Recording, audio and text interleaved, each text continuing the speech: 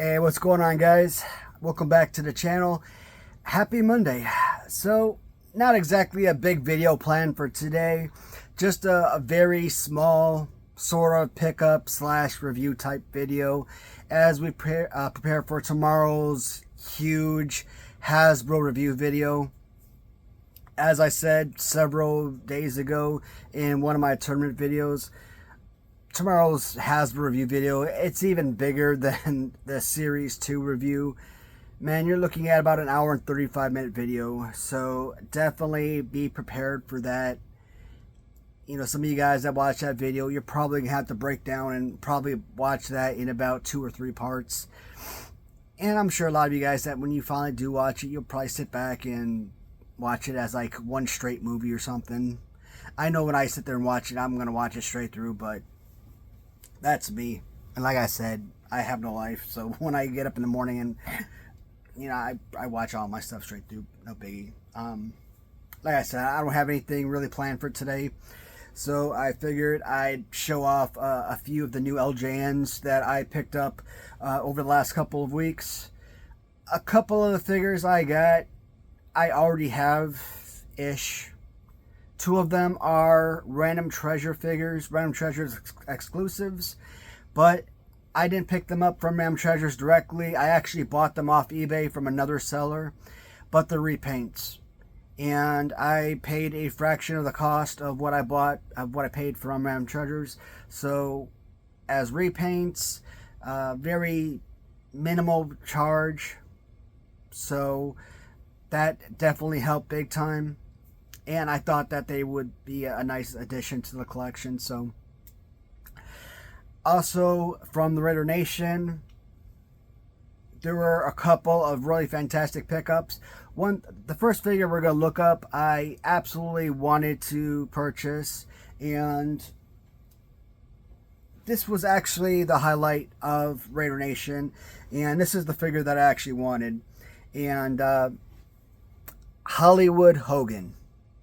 Now, lately, I've been doing a lot of these just simply camera angle video reviews where I'm not on screen. I just have the figure in front of me and I'm just basically showing off. But sometimes, you know, I like to be in front of the camera while I'm showing off the figure. And I just don't feel like kind of doing a little angle view. Sometimes it's kind of nice. So, I really don't have any Hollywood Hogan figures, so this one was nice. Now, let me rephrase that. Yes, I do have probably 1 or 2 Black Pants Hulk Hogan customs where they do have the word Hollywood on there, so you could probably make the argument that yeah, I do have Hollywood Hogan as part of my collection, but I really don't look at those variants as Hollywood Hogan. I look at them as your NWO version of Hulk Hogan. When I think Hollywood Hogan, I look at this particular paint scheme as Hollywood Hogan. And one of the other things, I'm having trouble taking this guy off of the stand. And so I like, you know what? The Major Wrestling Figure Podcast, I bought a couple of these stands. And I'm like, you know what? They've got probably some of the worst stands ever. They don't work for the LJNs. They don't even work for their own figures. But I must admit, this particular figure is situated beautifully inside these foot holders. So I can't even take him out of there. He's like stuck in there. So maybe there are certain figures where the Major Wrestling Figure Podcast foot holders stands actually do work for particular figures. So like I said, his feet are stuck in there and I like it. So I'm not even going to try to remove it. Name recognition.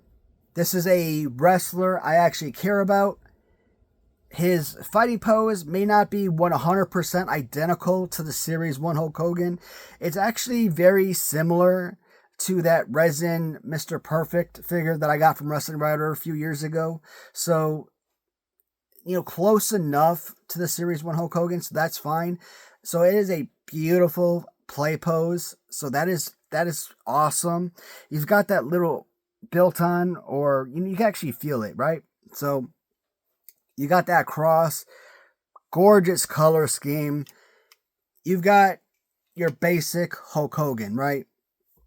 You've got your Hulkamaniac Hulk Hogan, your Series 1 LJN original, your Series 5 Hulk Hogan. You've got your NWO Hulk Hogan customs that I have, and now you've got your Hollywood Hogan. So you kind of give your different iterations of Hogan. So this was, to me, a must-have. I saw this on Justin's website from the Raider Nation, and it was probably a real... Actually, I was probably scrolling through Facebook, and I kind of saw this on Facebook, and I clicked on the image, and it took me to his eBay page, and I'm like, let me reach out to Justin and be like, hey, let me PayPal you the money for this, because I want this figure. It is amazing. And of course, by paying through PayPal, he'll knock off like $5 or $10 for me. So, that's a huge help. It is an absolutely gorgeous piece. And like I said, Kenny Lester, who is the actual artist of the figures, and Kenny, he'll give the figures to Justin. Justin will list them on his site, and absolute brilliant artist. And this is what I'm talking about. This is what Kenny needs to get back into doing. When I go back, I look back at Kenny's earlier work from when I first started picking up his earlier customs. When I talk about that black and gold honky tonk man, when I look at that Coco Beware, I think this might slide in right there as my number 3 favorite Kenny Lester custom. Probably replacing that black and white 1-2-3 kid as my number 3 favorite. Doink is probably still there in the top 5. I'm kind of looking at the figures over there, but this is a fantastic figure. It's a very simple piece, but you know what? It's an awesome pickup. And we're not talking like crazy expensive. This isn't something that, costs triple digits or anything like that. So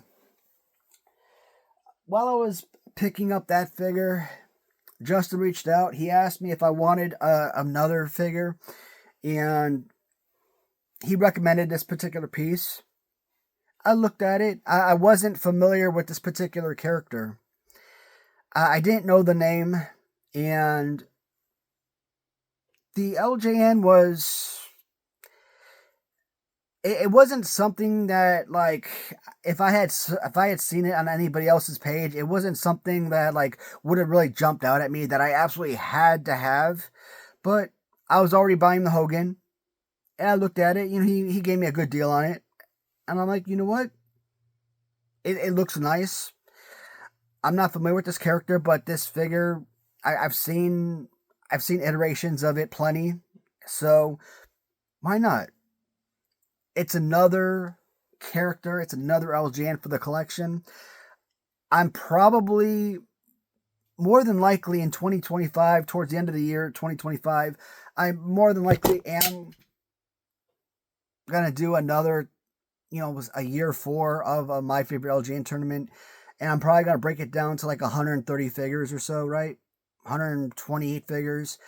And I got to get figures that were not part of the tournament before. And this is a nice one. May not have the best pose, but it's a good figure. Killer Khan.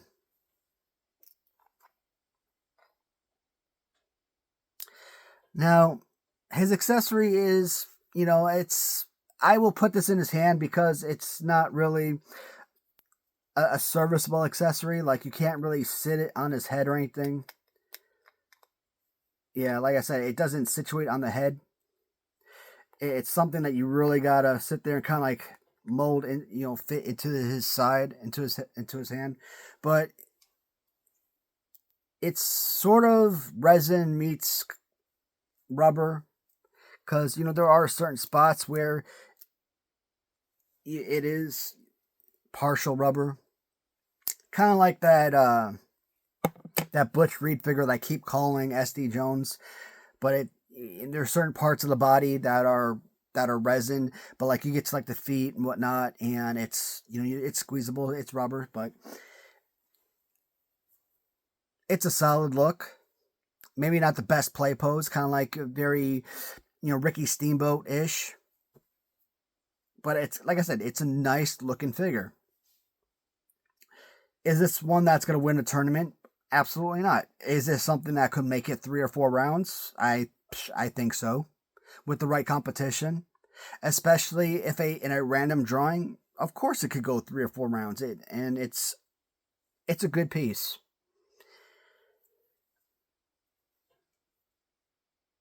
Is this something I would put in a wrestling match or a Royal Rumble and utilize? No. This is strictly display, and from the Raider Nation, it's something I'm ecstatic to enjoy, to add to the collection. So a couple of more additions for the Raider Nation.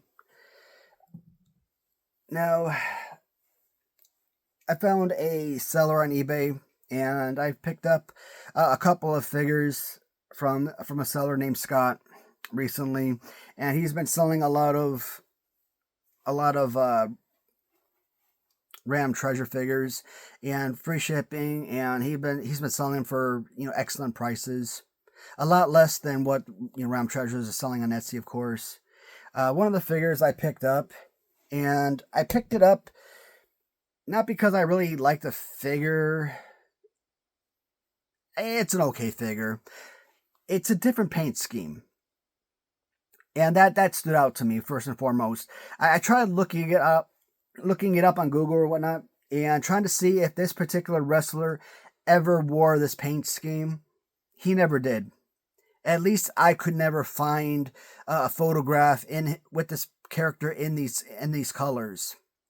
And as it turns out, the only reason he chose these particular colors is because for his personal collection, he wanted to tag team this wrestler with Junkyard Dog. But I'm like, you know what? If I ever decided to kind of use this figure in like a Royal Rumble or something, I would probably call this particular character Ahmed Johnson. So we've got Bad News Brown in all red. Yes, I got Bad News Brown in, decked out in all black. But like I said, I only paid like maybe $50, I think, on this figure. So, and Scott, like I said, he wanted, I think he wanted to tag team this with like Junkyard Dog. That's why he went with the all red paint scheme, and it's a different color. He actually had a Ric Flair in all red, and I wanted to pick up that figure, but it didn't quite have the UK exclusive paint scheme, with like the Thunderbolt and all that. So I didn't get that figure weeks ago when it was available. Recently, he had the UK exclusive paint scheme with the black pants. He had one of the Series 1 variations with the salmon pants / peach pants paint scheme for Sting, but for like $110, and both of those, again, I don't want to pay over $100 for Sting. I was hoping that they would come down in price, maybe $69, $79. Maybe then I would go for them, but of course they sold on eBay, so I didn't want to go for those prices. He had an all red Arn Anderson. I probably should have jumped the gun on that, but I didn't want to go for those prices. Lex Luger in all yellow. Maybe I might go for that, but if it was like all blue, because I didn't go for the original, I probably would have picked that one up. But if I do, I'm thinking about it. If I do decide to do that Rumble or something, I might just call this Ahmed Johnson instead of calling him, because I think Bad News Brown does have a very similar look to Ahmed Johnson, and he's already in the Ahmed Johnson look, so why not? Not to confuse anybody. And I could probably still use Ahmed Johnson, or Bad News Brown if I wanted to in all black, or I could put them together. That could help. So that was a decent addition to the lineup. Also, I had to get this figure because, well, it is one of my all-time favorite figures ever, and Sid Vicious in all blue. Well, I've already got the Sid Vicious in all black, right? I was really hoping if I ever got a new Sid Vicious Galoob 2-up, it would be a UK exclusive in all pink singlet. That's the one I wanted. And I've been waiting for somebody to come out eventually in an all pink singlet. When he had a pink singlet, or when he had a Sid Vicious in multicolored, right? I'm like, man, maybe he's got other figures. And I asked about it, but unfortunately, no. He decided to get a blue singlet because he was thinking about the blue trunks Sid Justice, same one that you kind of had like from Hasbro, in his early WWF days. I'm like, it makes sense, but I obviously he never had a blue singlet. He had blue trunks, but again, wasn't a crazy expense. I think it was like $60 or $70, and when you look at what the normal figure sold for, these figures were like $130 from Ram Treasures. So, $50 and $70. These two figures together basically cost the price of one of these from Ram Treasures. So, it was a good buy. And these figures together, I think, would actually make a pretty fun one-on-one matchup. I know I've had guys ask me before, hey, do you ever wrestle these guys? Or do you think you're ever going to make some wrestling matches? And I've talked about it plenty on the channel. I'm like, look, in all honesty, I never had any intention or never really any interest in wrestling these because they're collections, man. They're for display. It's like artwork for me, so wrestling them really doesn't hold any interest for me. Now, sometimes you get something in your hand, you'll look at him like, man, yeah, you really get that urge. You might really want to, but at the same time, like, actually sitting down as a kid and actually watching TV and actually watching the wrestling matches and knowing the way that these guys talk on the mic and how they actually wrestle and ring in real life and stuff, and then sitting down with your toys and actually wrestling them as a kid, that was fun. You knew how to actually utilize the wrestling toys. But actually growing up after not watching this stuff for like 2 or 3 decades and trying to sit down and emulate them the same way, I don't know what the heck I'm doing. If I were to sit down and try to like do a Royal Rumble, I couldn't give good commentary. Like, I would sit there and I would do a play-by-play with each individual, characters that I'm wrestling. Like, I wouldn't be doing justice. And I realized that I don't want to just do a regular, play-by-play and whatnot. I'd want to do a real nice display with real lighting, and I've had this image in my head about how I wanted to present the video. I couldn't do it by myself. Like, I would literally need a crew of people to film and edit, to hold the camera, to maybe play the music, possibly have like do sound effects and stuff like that. So I would need a group of people to actually sit down and help make the videos, and I just don't have that type of help. So I couldn't present the videos the way that I'd really want to, and it just wouldn't be interesting. I'm pretty sure there would be people out there that would actually sit down and watch that and kind of laugh and have fun with it, the same way I would, but maybe. Shoot. Maybe I will. Why, if I can't goof off and have some fun. Why that? What's the point of life, Sometimes you just gotta, just say what the heck, throw your hands up, and just do what's entertaining. I don't know. Maybe I will. Shoot. I'll think about it. But yeah, like I said, I want to do something real.